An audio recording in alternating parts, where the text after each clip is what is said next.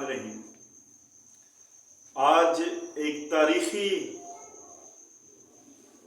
Topic के ऊपर हम बात करेंगे, क्योंकि इस वक्त हमारे मुल्क पाकिस्तान में लॉन्ग मार्च का चर्चा जुबान ज़द-ए-आम है।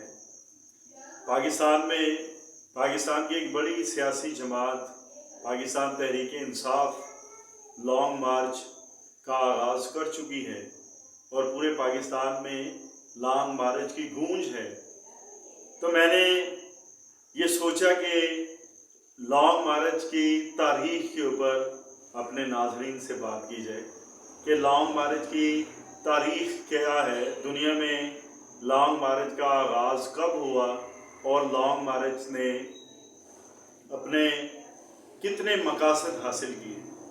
तो आज हम चीन में जहाँ पे लॉन्ग मार्च का आगाज़ हुआ था, दुनिया में अब तक जितने बड़े लॉन्ग मार्च हुए हैं उन तमाम लॉन्ग मार्च में चीन में जो लॉन्ग मार्च हुआ उस लॉन्ग मार्च को बड़ी अहमियत दी जाती है, या उस लॉन्ग मार्च को एक बड़ा कामयाब लॉन्ग मार्च तस्वर किया जाता है। पाकिस्तान में ही नहीं बल्कि दुनिया भर में लॉन्ग मार्च की तारीख बहुत पुरानी है। इसी लॉन्ग मार्च के हवाले से आज हम बात करेंगे। चीन के एक रहनुमा माओ जे तंग, जिन्होंने लॉन्ग मार्च के हवाले से एक नज़ीर कायम की, जिन्हें लॉन्ग मार्च के हवाले से एक नज़ीर के तौर पर, एक मिसाल के तौर पर पेश किया जाता है।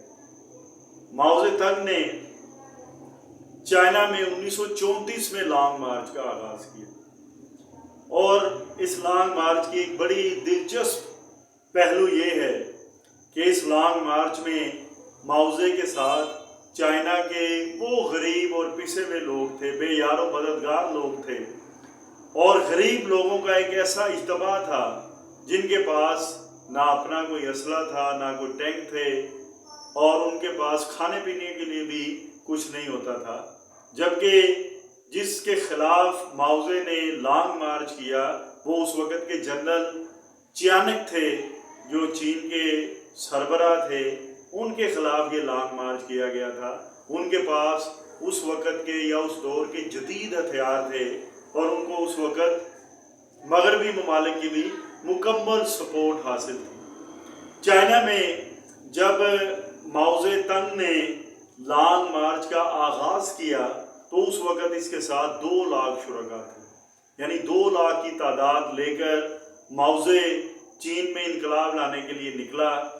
और जब ये मुख्तलिफ मराहिल से होता हुआ अपनी मंजिल मकसूद तक पहुँचा तो ये 40,000 लोग ये शुरका इसमें रह गए थे और 1,60,000 लोग 1,60,000 मार्च के शुरका वो भूख और प्यास की नज़र हो गए थे। इस मार्च के दौरान चीन में एक दरिया तातू है। इस दरिया तातू को अबूर करना एक बड़ा मुश्किल मरहला था और तारीख ये बताती है कि अगर ये दरिया तातू मार्च अबूर ना कर सकता, मार्च के शुरका दरिया तातू को अबूर ना कर सकते, तो चीन का जो इनकलाब का ख्वाब था वो कभी भी शर्मिंदा कबीर नहीं हो सकना था। मार्च के शुरका ने एक मुश्किल मरहला अबूर किया और चाइना में दरिया तातू को अबूर किया।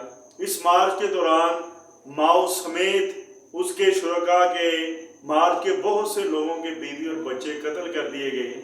एक मरहले पर माओ को गिरफ्तार भी कर लिया गया।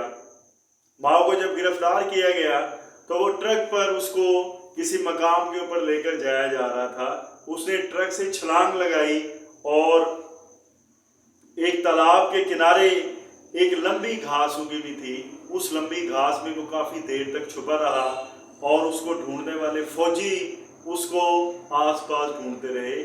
इस मार्च के दौरान माओ कई रात तक उसने पहाड़ों के ऊपर सफ़र किया, पहाड़ों के ऊपर पैदल चलता रहा और इस सफ़र के दौरान उसके पाँव भी लहू लुहान हो गए।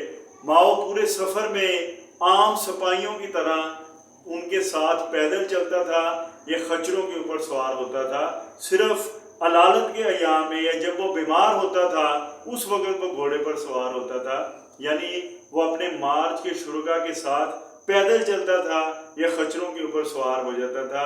جس طرح عام لوگ مارچ کے شرکا پیدل چل رہے ہوتے ہیں وہ ان کے ساتھ پیدل مارچ کرتا تھا اور اس نے اتنا لمبا سفر جو ہے وہ طے کیا. لانگ مارچ 368 دنوں میں یعنی 368 دنوں میں 335 دن ان کے سفر کرتے ہوئے گزرے. یعنی جو ماؤ نے چائنا میں انقلاب لانے کے لیے مارچ کیا وہ 368 دن تک جاری رہا اور 368 دنوں میں 235 دن یہ مارچ کے سفر کرتے ہوئے گزرے. یعنی یہ مارچ دن رات سفر کرتا رہا. دنیا کے دشوار ترین راستوں پر اتنی بڑی فوج کے ساتھ اور پھر ان کے فوجی اتنے بڑے لوگوں کے ساتھ اور پھر ان کے ساتھ جو جانور تھے ان جانوروں کے ساتھ بھی سفر کرنا یہ غیر معمولی حیثیت رکھتا ہے. اب اس مارچ کے دوران ماؤ نے چائنا میں 24 دریا جو ہیں وہ عبور کیے. یعنی مارچ نے اپنے سفر کے دوران چین میں 24 دریاؤں کو عبور کیا اور یہ 20 مختلف صوبوں سے ہو کر گزرا. 62 بڑے شہروں پر اس نے قبضہ کیا. 100 مختلف جگہ کے اوپر جنگی سرداروں نے ناکہ بندی کی ہوئی تھی اس ناکہ بندی کو توڑا. ایک لحاظ سے یہ انسانی تاریخ کا سب سے بڑا مارچ تھا اور ماؤزے کے اس مارچ نے انسانی تاریخ میں مزاحمت کی ایک نئی تاریخ رقم کی ہے. اب تک جتنے مارچ ہوئے ہیں ان تمام مارچ میں ماؤزے نے جو مارچ چائنا میں کیا اس مارچ کو ایک تاریخی اہمیت حاصل ہے اور اس مارچ نے مزاحمت کی ایک نئی تاریخ جو ہے وہ رقم کی ہے اور اس مارچ کو آج بھی یاد کیا جاتا ہے. ماؤزے کا انتقال 9 ستمبر 1976 یعنی 1976 میں چین میں انقلاب لانے والا یہ عظیم رہنما اس دنیا سے چلا گیا لیکن آج بھی چائنا اس انقلاب سے روشن ہے اور دنیا میں ایک ترقی یافتہ ملک جو ہے وہ بن چکا ہے. اس چین کو ترقی یافتہ بنانے میں یا دنیا کی سپر پاور بنانے میں ماؤ زے تنگ کے مارچ کو اور ماؤ زے تنگ کے انقلاب کو ایک بنیادی حیثیت حاصل ہے. تو آج ہم نے بات کی ہے کہ دنیا میں لانگ مارچ کا آغاز کب سے ہوا ہے.